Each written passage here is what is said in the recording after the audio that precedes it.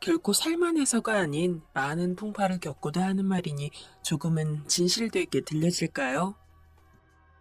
저와 동생들은 어릴 적 지방에서 아빠 없이 엄마와 넷이서 살았어요. 엄마는 지병을 갖고 계셨지만 저는 그때 맞이이면서도 어렸기 때문에 정확히 얼마나 심각하고 아픈 병인지는 잘 몰랐고요. 아빠는 어린 우리를 두고 일찍 자취를 감춰버려서 행방을 알 수 없었고 엄마 혼자 힘든 몸으로 우리 남매들을 키우게 되셨어요. 당시 저는 고등학생이었고 동생들은 초등학생이었기 때문에 꽤 터울이 있었는데요. 늘 우리 집 분위기는 어두웠었고 엄마는 방 한켠에서 기침을 하면서 겨우겨우 몸을 일으켜서 집안을 돌보실 정도였어요. 한창 예민한 시기였던 저는 이런 집의 상태가 너무 싫었지만 어설프게 나이가 든 상태여서 마냥 불평을 하고 있을 수만도 없었어요. 아예 어린 동생들이 부러울 정도로 저는 늘 마음이 외로웠던 것 같아요. 우리를 버리고 나가버린 아빠는 전혀 연락도 되지 않았고 친할아버지 할머니도 형편이 어렵다면서 엄마의 연락을 피하셨다고 들었는데요. 그런 상황에서 왜 우리들을 낳고 엄마는 저리도 아픈 건지 한편으로는 참 원망스럽기도 했습니다. 그러던 차에 이런 불평조차도 사치라는 것을 깨닫게 되어 저는 정말 세상에 혼자 되어버린 듯 했어요. 맨날 이게 다 니네 아빠 때문이라며 힘든 소리만 하던 엄마로 인해 집에 들어가는 것도 싫어했는데 이제는 그조차도 저는 누릴 수 없게 되었기 때문입니다. 무슨 말이냐 하면 제가 학교에서 수업을 받고 있던 때에 우리 반 아이들을 비롯해서 모두가 일순간에 굳어버리게 된 일이 있었어요. 갑자기 선생님이 다급하게 뛰어들어오시더니 저를 부르시더라고요. 윤세진, 당장 나와봐라. 저를 비롯해 반 아이들은 다 놀라서 일제히 선생님을 쳐다보았고 당시 젊은 나이에 부임하셨던 선생님은 이런 상황이 흔치 않으셨는지 어쩔 줄 모르는 얼굴로 저에게 아주 힘겹게 말을 하시더군요. 그리고 그 말을 듣는 순간 저는 눈앞에 모든 불이 꺼진 듯한 느낌을 받게 되었어요. 저기, 엄마 돌아가셨다고 연락이 왔어. 얼른 가봐.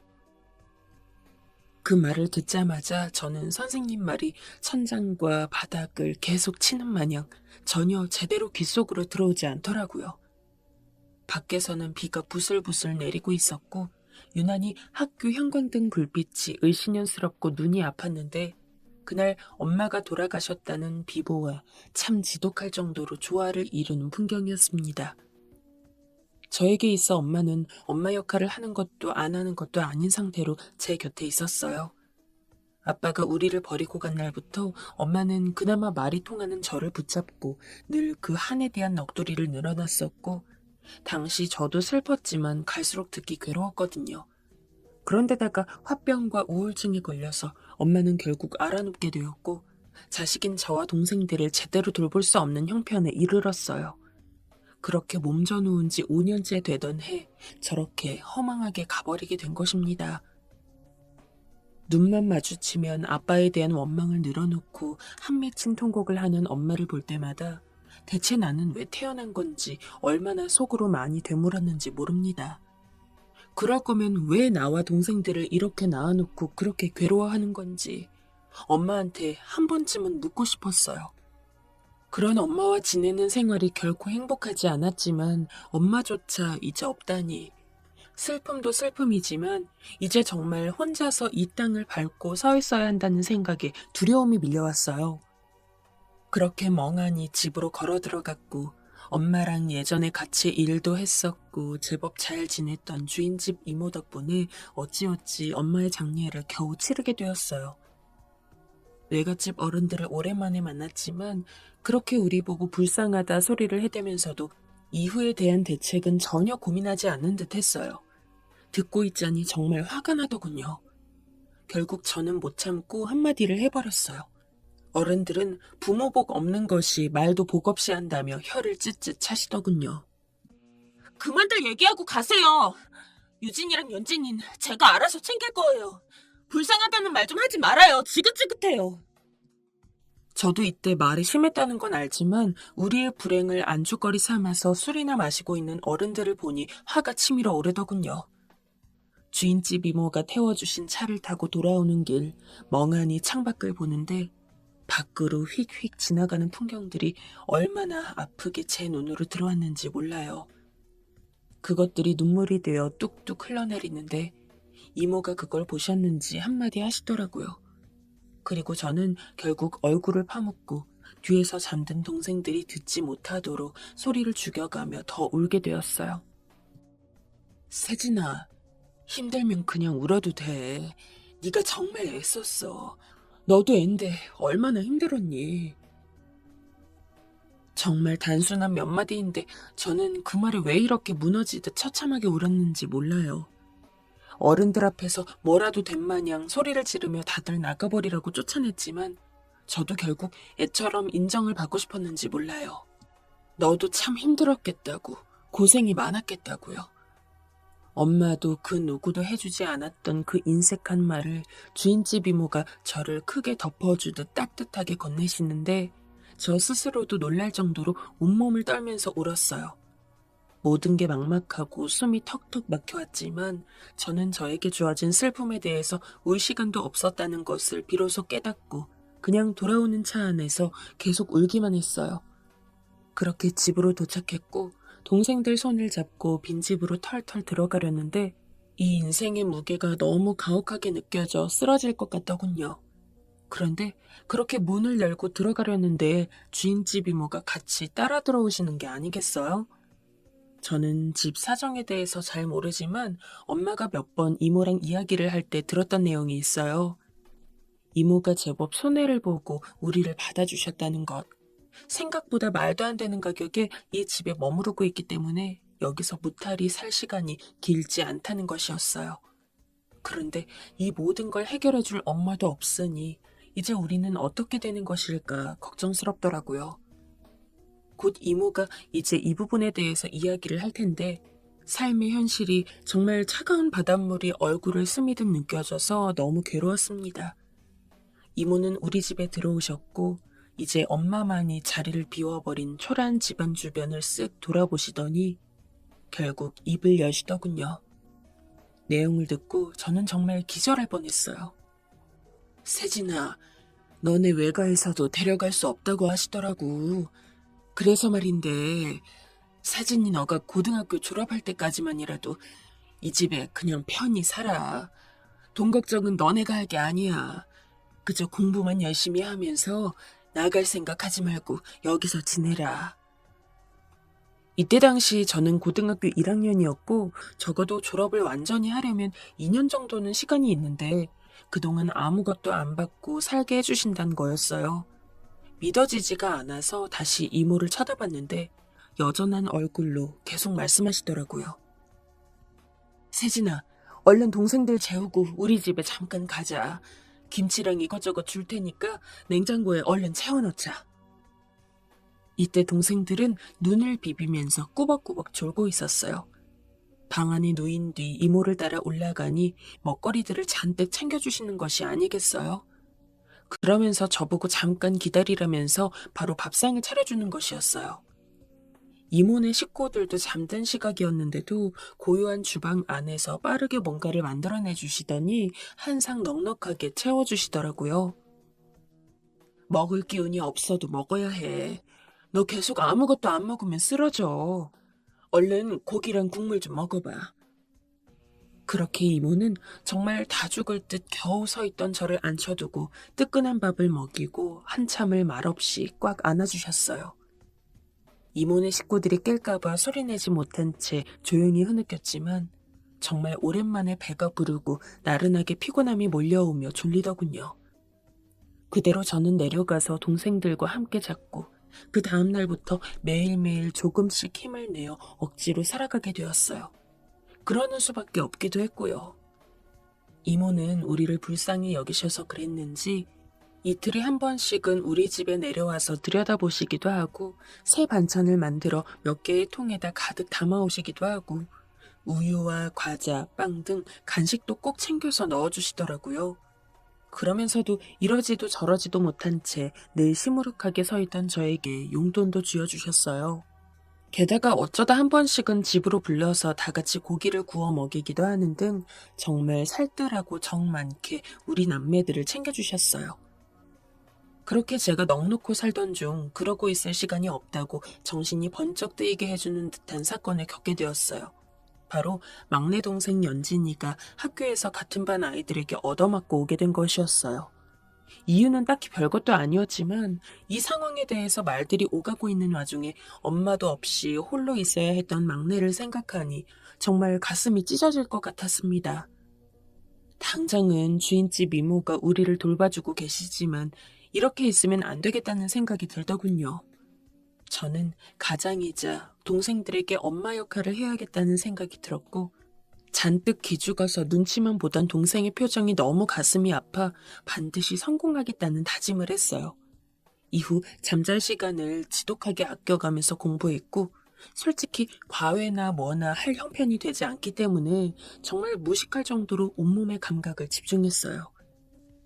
하다 코피를 흘리기도 하고 길에서 몇 번이나 어지러워 걷다가 멈추고 서 있던 적이 있었지만 저는 반드시 잘 되어야 한다고 스스로 얼마나 다짐하고 세뇌했는지 모릅니다. 매번 집에 찾아오는 이모도 이런 모습을 보고 속상해 하시더군요. 친했던 친구들의 따돌림에 충격을 받은 동생은 한동안 말을 하지 않았고 그게 지역에 소문이 나서 중학교에 갔을 때에도 거의 몇 개월간을 적응하기 힘들어했거든요. 그저 빨리 내가 어른이 되는 수밖에 없다. 잘 되는 수밖에 없다는 생각에 공부를 들이하기 시작했고 그렇게 해서 조금씩 한 계단 올려가면서 저는 제가 원했던 대학에 비로소 기필코 합격하게 되었어요. 그토록 갈망하던 결과를 이루고도 아직 갈 길이 멀어 보여서 여전히 울음이 났지만 그런 순간조차 이모는 어떻게든 도움을 주려고 하시더라고요. 정말 이모라도 우리 곁에 없었다면 저와 동생들은 어떻게 되었을지 아직도 아찔할 정도예요. 이때 상황이 힘들긴 했지만 그나마 쏟아져 내리는 비를 막아주는 우산처럼 이모가 우리 사정을 봐주고 있었기에 견딜 수 있는 시련만 겪었던 것이 아닌가 싶습니다. 이거 너희 엄마 먼저 갔던 날부터 내가 조금씩 모아둔 거야. 나도 형편이 좋은 건 아니지만 세진이 너 하나만이라도 대학 등록금 정도는 내주려고 말이야. 나중에 꼭 성공해서 갚아라. 정말 이모에겐 이만저만 폐를 끼친 게 아니었어요. 저는 막내 동생 문제에라도 악착같이 매달려서 유명한 대학 의예과에 들어가게 되었고 그 등록금마저 이모가 부담해 주셨어요. 게다가 학교 정착할 때까진 걱정 말고 동생들을 여기 두라고 하셨는데 학교 때문에 서울로 홀로 올라와 보니 공부에 제대로 집중할 수가 없더라고요. 매번 붙어 지내던 동생들이 이제 큰 누나이자 언니인 제가 없으면 얼마나 적적할까. 내가 얘네들에겐 엄마인데 제가 더 불안하더라고요. 이모가 여전히 동생들을 봐주고 계신 것도 감사했지만 아무래도 제 곁으로 데려와야겠더라고요. 결코 풍족하지 않은 아주 작고 갑갑한 단칸방에 이모가 챙겨주시던 그 푸짐한 음식들만큼 얘네들을 잘 해먹일 자신은 없었지만요. 하지만 동생들도 제가 없던 얼마간의 시간에 나름 제 생각이 났었는지 제 호출에 즉각 수락을 했고 결국 함께 그 좁은 방에서 살면서 점점 과외 아르바이트에 열을 올리게 되었어요. 이모는 걱정이 되셨는지 몇 번씩 전화를 하셨고 이후에 한 번 올라오셔서 저희 사는 것을 보고 다시 내려가셨어요. 제가 받았던 과외비를 따로 모아두었다가 미약하게나마 이모한테 선물도 해드리고 살아가고 있었는데요. 그렇게 시간이 흘러 이제 동생들도 사춘기를 거쳐 대학 입시도 걸려있고 저도 의사가 되기 위해 공부에 다시 몰입하다 보니 모든 상황이 바쁘게 흘러가게 되었어요. 그러다 보니 우리 삶을 사는 것이 바빠서 그렇게 살뜰하게 잘 챙겨주셨던 이모와의 연락도 조금씩 줄어들게 되었고 이모 역시 당시 우리 남매들 또래였던 본인 자식들 학교 문제로 바빠지셔서 서로 소원해지게 되었어요. 가끔씩 떠올리면서 생각이 날 때도 있었지만 금방 날아드는 세금 고지서들이며 제가 처리해야 할 제 앞에 놓인 많은 일들이며 집안 살림이나 동생들을 챙기다 보니 도통 따로 신경 쓸 시간이 없더라고요. 그리고 의사의 길로 본격적으로 이어지던 그 통로의 시간은 그렇게 챙겨왔던 동생들에게도 신경을 쓸 수 없을 정도로 무척 가파르고 힘들었어요. 바쁘게 앞으로 다름질만 하다 보니 그렇게 뛰어오는 동안 열매를 수없이 따내면서 이룬 것들도 무척 많았지만요. 그리고 많은 시간이 지나갔습니다. 어렸던 동생들도 모두 자리를 잡아 결혼도 했고 저도 나름대로 성공한 의사가 되어 살고 있었습니다. 그리고 어느 날 이상하게 타이밍이 맞아서 예전에 살던 동네를 지나가게 되었어요. 그때에 비해 이미 오랜 시간이 지나가 그런지 우리가 엄마와 살며 엄마를 보내고 이모가 그렇게 우리를 챙겨주었던 그 집은 이미 온데간데 없고 다른 낯선 새 건물이 세워져 있었어요. 정말 제 자신이 싫더군요. 힘들 때 옆에 있어준 사람을 외면한 채 성공만을 위해 경주마처럼 달려온 제 인생이 너무 초라하게 보였습니다. 이모를 만나면 내가 벌써 이 정도의 나이가 되었고 사회적으로 이런 직함도 갖고 있다고 이모에게 말해주고 싶었어요. 내가 이렇게 되었다는 걸 알면 이모는 뭐라고 할까? 잘했다고 예전처럼 어깨를 꽉 끌어안고 등을 토닥여줄까? 하고 말이에요. 당연히 엄마 생각도 났지만 이런 부분에서 차지하는 비율은 이모가 훨씬 더 컸던 것 같아요. 그러던 어느 날 한 1년 전쯤 저는 말로는 잘 설명이 안 되는 일을 겪고 말았는데요. 평소처럼 정신없이 환자를 보고 있던 중 이후 차례의 환자를 마주하고 잠깐 숨이 멎을 것 같았어요. 제가 아는 사람이었고 너무나 잘 아는 사람, 그리고 행방을 최근에서야 궁금해한 것이 말이 안 될 정도로 민망하게 느껴졌던 바로 그 이모였습니다. 처음에는 긴가민가 할 정도로 혈색이 좋지 않았어요. 세월이 많이 흐르긴 했지만 제 기억 속 이모는 항상 환한 미소만 보여줬기 때문에 행색이 파리해진 이모를 보고 놀랄 수밖에 없었습니다. 혹시나 몰라서 자세히 들여다보았고 보호자로 온 이모 딸 성희를 보고서야 완전히 확신하게 되었어요. 목에서 침이 꼴깍 넘어가는데 겨우 목소리를 내어 말을 걸게 되었어요. 크게 말하고 싶었는데 너무 당황해서 그런지 말이 매끄럽게 나오지 않더라고요. 이모, 저 세진이에요. 세진이. 이모는 퀭한 얼굴에서 눈이 더 커지면서 제 얼굴을 제대로 보시고는 어쩔 줄 모르시더라고요. 아유 세상에. 진짜 세진이 맞니? 예전에 우리 집 살았던 그 세진이야? 길다면 길고 짧다면 짧은 그 시간의 터널 속에서 각자 많은 일이 있었다는 것을 체감할 수 있었어요. 한눈에 봐도 기력이 많이 없어 보이는 상태로 환자와 의사 사이로 우리가 마주하게 되다니. 반가워할 겨를도 없이 하필 이런 타이밍으로 만나게 된 것이 과연 좋아할 일인지 무엇인지 문득 생각에 잠기게 되더라고요. 아무리 내가 홀로 이 자리까지 오느라 친구들도 치를 떨 정도로 고생을 했다지만 엄연히 엄마를 보낸 그 최악의 몇 년간 이모가 있었기 때문에 제가 서울로 나올 수 있었는데 말이에요. 그런데 그걸 싹 잊어버리고 멍하니 제 삶만 살기 바빴고 감사한 마음을 제대로 전달도 못하고 지냈던 제가 참 나빴다는 생각이 들더군요. 옆에서 이모를 걱정스럽게 보면서도 너무 오랜만에 봐서 저를 어색해하는 이모 딸 성희를 보니 정말 너무 민망해서 고개를 들 수 없었어요. 내 동생 또래였던 성희는 착한 이모의 성품을 닮아서 매번 아무런 편견 없이 우리 집에 내려와서 같이 놀아주고 적응하기 힘들어하는 막내를 데리고 책도 읽어주고 학교도 같이 가주곤 했는데 말이에요. 이런 감정에 젖어서 잠깐 근황을 서로 주고받았는데 물으면 물을수록 고개를 들 수 없었어요. 그러던 차에 더 찬물을 끼얹 듯 정신이 확 들었던 것은 어색한 근황 얘기 중 살펴본 이모의 몸 상태가 일반적이지 않았기 때문이에요. 정상이 아닌 정도가 아니라 대장암 3기에서 언제건 4기로 넘어가도 이상하지 않은 상태에 임박해 있었어요.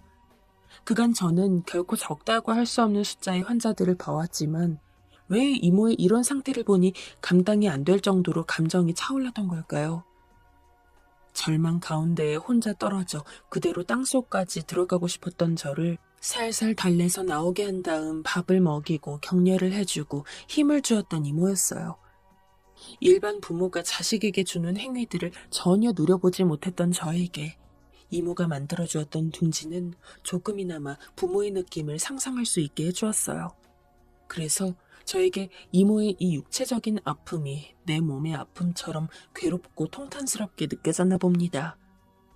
제대로 마음을 전하고 그간의 보답을 할 수도 없이 이런 상황 안에서 서로 마주하게 되었다니 왠지 모르게 저 자신을 그저 무한대로 탓하게 되더군요. 이런 상태를 이모한테 말을 어떻게 해야 하는지 잠깐 숨이 막혀서 말을 멈췄다가 결국 전달할 수밖에 없었어요. 그리고 이후 이제서야 쏟아내는 의미 없는 말들을 자꾸 벅차오르는 감정을 눌러가면서 전하게 되었어요. 이모, 죄송해요. 이모가 그렇게 우리를 돌봐줘서 이렇게 살게 된 건데 한 번도 제대로 못 들러보고 몸이 이렇게 되셨다니 내 잘못이에요. 감정이 결국 터져나오다 못해 저 멀리 앞서가 버렸고 결국 펑펑 울면서 가슴을 치게 되었어요. 몸 상태를 이미 여기 말고도 다른 곳에서 들었던 모양인지 이모의 반응은 그렇게 놀랍진 않았어요. 하지만 바닥에 주저앉아 우는 저를 이모까지 같이 바닥으로 내려오셔서 저를 끌어올려 주시는 바람에 다시 수스르는 수밖에 없었습니다. 맑은 얼굴로 그저 어쩔 수 없다는 듯이 기력 없는 눈을 하고 저를 보며 토닥이는 이모를 보니 저는 다시 결심을 해야 했어요. 이모의 상태를 어떻게 해서건 바로잡아야겠다는 마음뿐이었거든요. 하고 싶은 이야기가 많았지만 모든 순서는 이모를 회복시키고 난 뒤여야 했어요. 겨우 감정을 추스르고 힘들게 말을 건넸고 이모는 그저 웃을 뿐이었습니다. 이모, 우리 조금만 더 힘내봐요. 같이 진짜 잘해봐요. 네? 일반적으로 저는 이렇게 감정에 휘둘리지 않는데 이날은 마치 절벽을 붙잡고 있듯 제가 외려 이모에게 애원을 하게 되더군요. 어쩌면 이모 못지않게 절박했던 저는 그 삶을 붙들기 위해 무던히 애를 썼고 정말 할 수 있는 모든 안간힘을 힘을 써가면서 뛰어다니게 되었어요. 그 시간들은 결코 쉽지 않았지만 그때마다 자꾸 그간 이모가 우리를 받쳐주었고 그렇게 어둡고 불행하게 느껴지던 우리 집에 볕이 들며 생기가 느껴졌던 것들을 떠올리게 되더군요. 저 역시 꺼져가는 이모의 삶에 계속해서 불씨를 지피고 싶었고 상황이 긴박하게 흘러가면 갈수록 저는 더욱 애간장이 녹는 듯 했어요. 알게 모르게 그 몇 년의 시간 동안 제가 얼마나 이모에게 큰 걸 받았는지 정말 격렬하게 체감하게 되더군요. 예우가 좋지 않을 것에 대해서는 차라리 상상하지 않기로 했고 조금만 생각이 들어와도 강하게 밀쳐내면서 잠도 포기하고 그렇게 매달렸어요. 이윽고 비가 내리고 천둥 번개가 치고 개는 듯 했다가 또 먹구름이 덮이는 날들을 보내는 동안 결과를 보고 저는 온몸에 힘이 빠져 그대로 덜컥 기대하게 되었어요. 이모 역시 상황을 듣고 난 뒤 얼굴을 양손으로 덮고 한참을 바들바들 떠셨습니다. 고된 수술과 항암의 시기를 거치고 난 뒤 암세포는 이모 몸 안에서 완전히 종적을 없애게 된 것이었습니다. 그간에 만났던 환자들 일에 이모의 예후는 결코 흔한 상황이 아니었고 드문 편에 속할 정도로 좋은 편이었어요. 마치 진짜로 신이 있어서 나의 절망 앞에 이모라는 사람을 통해 돌본 것이라면 이제 그걸 갚을 시간을 저에게 주고 저의 노력을 온 힘으로 다 끌어낸 뒤 이런 결과를 허락해 주었다고 믿고 싶을 정도였습니다. 기적이라고밖에 부를 수 없는 상황이었기에 수많은 의문을 갖고 생각에 방황을 하다 보니 결국 이런 결론에 이르게 되더군요. 이후에 알게 된 것이지만 이모 딸인 성희도 이미 여러모로 찾아보던 중 저에 대한 정보를 우연히 알게 된 후 여기로 왔다고 하더군요. 이모를 모시고 병원 투어를 많이 다녔지만 그때마다 답이 없었기에 최후의 방법으로 온 것이었으며 당시 본인 엄마의 병환이 더 중요했기에 딱히 저에게 이렇다 저렇다 상황을 말하지 못했다더군요. 언니, 사실은 나 언니 원망 정말 많이 했어. 연락 한 번도 없고 정말 미웠었어. 그런데 엄마는 언니가 그저 잘 살고 있으면 그걸로 됐다고 하더라. 그런데 엄마가 아프니까 언니면 우리 엄마를 살릴 수 있지 않을까 하는 마음으로 내가 인터넷으로 수소문해보고 언니를 찾아온 거야. 언니, 우리 엄마 살려줘서 너무 고마워. 성희는 고마움의 눈물을 흘렸습니다. 이러나 저러나 어떤 경로로건 우리가 만나게 되었음이 너무 감사했고, 뿌옇고 어두운 날로부터 저를 건져주었던 이모를 저 역시 그 허망한 강물 속에서 다시 무트로 끌어낼 수 있는 기회가 주어졌음이 아직도 믿어지지 않아요. 많이 회복하셔서 눈에 띄게 혈색이 좋아진 이모에게 저와 동생들은 몇 달 전부터 다달이 용돈을 제각각 보내드리고 있어요. 우리에게 있어 가장 힘들고 처참했던 그 성장기에 피눈물을 닦아주고 품어주었으니 저는 그런 존재에게 엄마라는 이름을 새롭게 입혀서 부르는 것이 당연하다고 보여져요. 물론 여전히 이모라고 부르고 있지만 우리 마음속에서는 이미 제2의 엄마이고요. 나에게도 엄연히 사랑을 받았던 동지가 존재하고 있고 그런 고향이 있다는 것으로 인해 이렇게 제 삶의 빈 조각이 채워질 줄은 몰랐어요. 그만큼 이모는 우리에게 많은 것을 주었습니다.